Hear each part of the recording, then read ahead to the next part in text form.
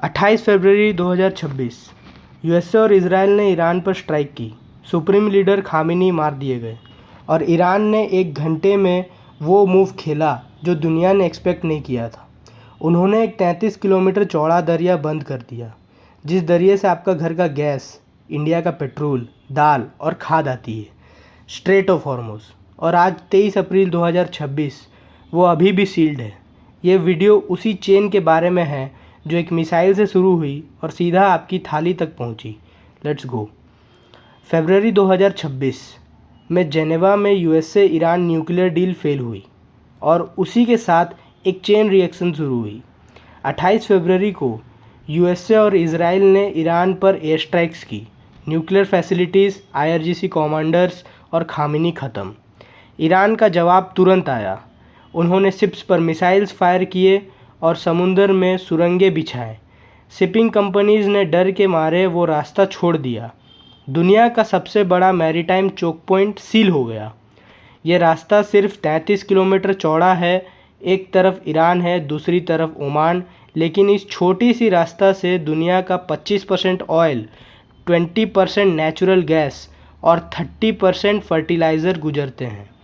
हर दिन लगभग 20 million barrels oil इस रास्ते से निकलते हैं। अब सोचिए, जब ये बंद हुआ तो इंडिया पर क्या असर पड़ा। इंडिया की 60% एलपीजी इंपोर्ट गल्फ से आती है। जब हॉर्मुज़ बंद हुआ तो मार्च में हाउस होल्ड सिलेंडर 852 से 912 हो गया। कॉमर्शियल सिलेंडर्स का दाम 2000 के पार निकल गए। मुंबई के रेस्टोरेंट्स और गुजरात की फैक्ट्रीज ठप होने लगी। कुछ जगहों पर तो लोग वापस केरोसिन ढूंढने लगे। ऑयल की बात करें तो ब्रेंट क्रूड $100 क्रॉस कर गया। इंडिया 85% तेल इंपोर्ट करता है और उससे बड़ा हिस्सा हॉर्मुज़ से आता है। रसिया का रास्ता भी अभी मुश्किल हो गया क्योंकि यूएस वेवर एक्सपायर हो गई। इंडिया के पास सिर्फ 30 दिन का तेल बचा है, जबकि चाइना 300 दिन का स्टॉक लेकर बैठा है। हम एक बड़े डेडलॉक में हैं। यहाँ एक बड़ा सवाल है, जब पूरी दुनिया तेल महंगा है तो इंडिया में पेट्रोल अभी 94 रुपये कैसे चल रहे हैं। ये कोई मिरेकल नहीं है, ये एक जुगाड़ है। पहला जुगाड़, सरकार ने अपनी एक्साइज ड्यूटी कम करके 1.5 लाख करोड़ का रेवेन्यू सेक्रीफाइस कर दिया। दूसरा जुगाड़, तेल कंपनियां जैसे आईओसी, बीपीसीएल गवर्नमेंट कंपनीज़ है, वे अपना नुकसान खुद झेल रहे हैं। उन्होंने हर लीटर पेट्रोल पर 18 रुपये और डीजल पर 35 रुपये का लॉस कर रहा है। ये लॉस घूम फिर कर आपके टैक्स के पैसों से ही भरा जाएगा। एक्सपर्ट्स कह रहे हैं कि मई जून में इलेक्शंस के बाद एक बड़ा प्राइस हाइक आने तय है। आज जो सस्ता लग रहा है वो आपके फ्यूचर्स का कर्ज है। अब सबसे बड़ा टाइम बम फर्टिलाइज़र, खेती के लिए नाइट्रोजन, फॉस्फोरस और पोटेशियम चाहिए। इंडिया के पास ये तीनों खुद के नहीं हैं। नाइट्रोजन के लिए गैस चाहिए जो गल्फ से आती है, फॉस्फोरस मोरक्को से और पोटेशियम का हम 100% इंपोर्ट करते हैं। 22 अप्रैल की रिपोर्ट है कि इंडिया की 35% फर्टिलाइज़र सप्लाई खतरे में है। मई में खरीफ सीज़न शुरू हो रहा है। चावल, कपास और मक्का बिना खाद के फसल कैसे होगी। हम एक बड़े चक्कर में फंसे हैं। 1951 में हम जितना फर्टिलाइज़र यूज़ करते थे, आज उसका 280 गुना ज़्यादा यूज़ करते हैं।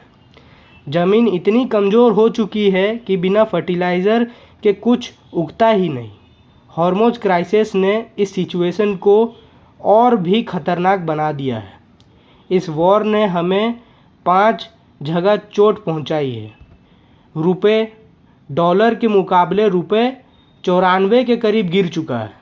एक्सपोर्ट्स, हमारा एक्सपोर्ट्स 7.5% गिर गया है। गल्फ पोर्ट्स में हमारा माल सड़ रहा है। मैन्युफैक्चरिंग, स्टील, पेंट और टायर बनाना महंगा हो गया है। स्टॉक मार्केट, विदेशी इन्वेस्टर्स ने 1 लाख करोड़ से ज़्यादा निकाल लिए हैं। चिप्स और हीलियम, कतार से आने वाली हीलियम रुक गई है, जिससे मोबाइल और लैपटॉप्स महंगे हो जाएंगे। आज 23 अप्रैल है, तेल $100 टच कर चुका है। ईरान ने सिर्फ इंडिया और चाइना के शिप्स को थोड़ी छूट दी है, लेकिन बाकी रास्ता बंद है। सीज़ फायर की बातें हो रही हैं पर कोई सॉलिड रिजल्ट नहीं निकला। इंडिया हाथ पर हाथ धरे नहीं बैठा। हम नैनो यूरिया प्रमोट कर रहे हैं जिससे इंपोर्ट पर डिपेंडेंस कम हो। हम ओमान के रास्ते नए पोर्ट्स ढूंढ रहे हैं, लेकिन सच ये है कि अगर हॉर्मुज़ 60 दिन से ज़्यादा बंद रहा तो हमारी जीडीपी 1.7 से ज़्यादा झटका लगेगा और वो गिर जाएगा। तो दुनिया को लग रहा है कि इंडिया ठीक है क्योंकि पंप पर प्राइजेस नहीं बढ़ी हैं, लेकिन अंदर ही अंदर रुपए टूट गया है। इन्वेस्टर्स भाग रहे हैं और किसान परेशानी में है। गीता गोपीनाथ ने वार्निंग दी है कि फूड, फ्यूल और फर्टिलाइज़र का शौक जल्द ही हर इंडियन घर पर पहुंचेगा। लोन महंगे होंगे और ईएमआई बढ़ेगी। इस सब की शुरुआत उस 33 किलोमीटर के रास्ते से हुई थी जो आज भी बंद है। अगर वीडियो वैल्यूएबल लगा तो लाइक करें, सब्सक्राइब करें। जय हिंद, जय भारत।